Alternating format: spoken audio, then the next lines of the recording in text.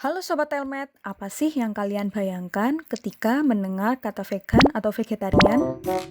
Sayur-sayuran, buah-buahan, pola hidup sehat, global warming, agama, kepercayaan, dan lain-lain. Tapi di balik itu semua, vegan dan vegetarian dalam pandangan kesehatan memiliki kelebihan dan kekurangan loh. Yuk kita simak apa itu vegan dan vegetarian. Pertama, Sobat Telmed tahu nggak perbedaan antara vegan dan vegetarian? Kayak sama, tapi kok kayak juga beda, hehehe. Sebenarnya, vegan dan vegetarian merupakan suatu hal yang sedikit berbeda. Secara harfiah, vegetarian adalah seseorang yang dalam kesehariannya umumnya memakan makanan yang berasal dari tumbuhan dan menghindari makanan yang berasal atau mengandung daging ternak seperti sapi, babi, domba, kambing, dan lain-lain. Vegetarian sendiri ada tingkatannya loh. Vegetarian yang tingkatannya paling ketat, yaitu yang hanya menerima makanan yang berasal dari tumbuhan saja, disebut vegan. Pada sebagian vegan juga ada yang menghindari produk-produk dari hewani, seperti kulit yang biasanya dijadikan tas, sepatu, sabuk, atau kain wol yang sering dijadikan sweater, topi, atau baju hangat lainnya. Yang kedua, ada vegetarian yang juga menerima makanan yang berasal dari susu, termasuk yogurt, keju, dan lain-lain. Vegetarian tersebut disebut lacto-vegetarian. Vegetarian yang juga menerima makanan yang berasal dari telur, termasuk mayonaise, merengue, omelet, dan lain-lain, disebut ovo-vegetarian.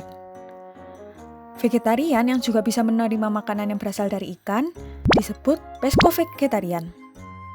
Vegetarian yang juga bisa menerima makanan yang berasal dari unggas, disebut polo-vegetarian. Vegetarian yang kerap ditemui masyarakat dan jumlahnya paling banyak adalah ovo-lacto-vegetarian. Kali ini kita akan membahas khusus mengenai vegan. Dalam 5 tahun terakhir, tren vegan meningkat pesat dibanding tahun-tahun sebelumnya. Banyak selebriti Hollywood, atlet atau tokoh-tokoh terkenal yang menerapkan pola hidup vegan.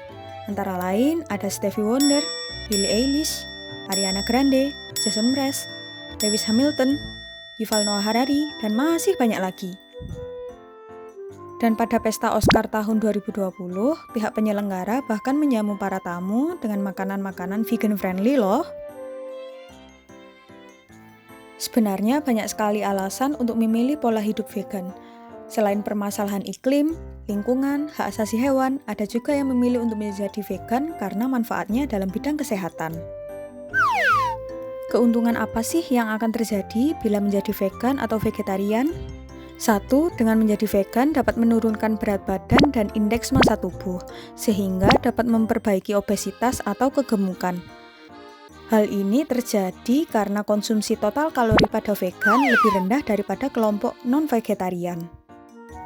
2. Dengan menjadi vegan, risiko terkena penyakit kardiovaskular seperti darah tinggi, penyakit jantung akan berkurang karena kadar LDL atau kerap dikenal sebagai kolesterol jahat yang beredar dalam tubuh akan berkurang.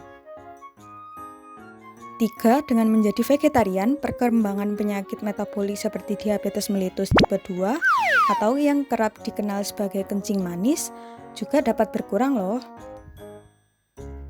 Yang keempat, dengan menjadi vegan dapat mengurangi risiko terkena kanker 15% lebih rendah daripada kelompok non-vegetarian. Dan yang kelima, kelompok vegan memiliki angka kematian lebih rendah daripada kelompok non-vegetarian.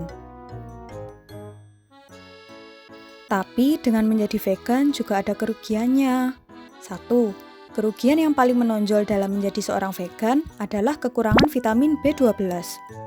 Vitamin B12 merupakan komponen yang sangat penting yang berperan dalam perkembangan otak awal, mempertahankan fungsi sistem saraf pusat, melindungi saraf, khususnya bagian memori. Selain itu, kekurangan vitamin B12 dapat mengakumulasi zat yang bernama homocysteine yang mendukung terbentuknya plak di pembuluh darah. Pada suatu penelitian, kekurangan vitamin B12 berhubungan dengan risiko terkena stroke, Alzheimer, demensia atau pikun, penyakit Parkinson, maupun gangguan kognitif. Yang kedua, vegan berisiko kekurangan zat besi. Zat besi berperan dalam pembentukan sel darah merah. Bila kekurangan zat besi terjadi, nantinya berujung pada anemia, kelelahan, maupun asupan darah ke otak yang akan berkurang. Yang ketiga, zat lain yang rawan berkurang dari seorang vegan antara lain adalah kalsium. Kalsium adalah zat yang berfungsi untuk pembentukan tulang. Hal ini menyebabkan kejadian osteoporosis atau tulang keropos meningkat, sehingga pada seorang vegan memiliki risiko patah tulang lebih tinggi daripada kelompok non-vegetarian. Dan yang keempat, bagi wanita muda yang ingin memiliki anak, menjadi vegan merupakan hal yang sangat menantang, karena risiko kekurangan vitamin B12 dan zat besi akan berisiko menyebabkan janin tidak bisa tumbuh dan berkembang dengan baik. Selain manfaat positifnya, ternyata vegan berbahaya ya jika dilakukan secara sembarangan.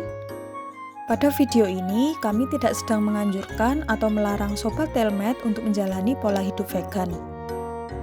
Namun, bagi Sobat Telmed yang sedang menjalani vegan, harap berhati-hati ya.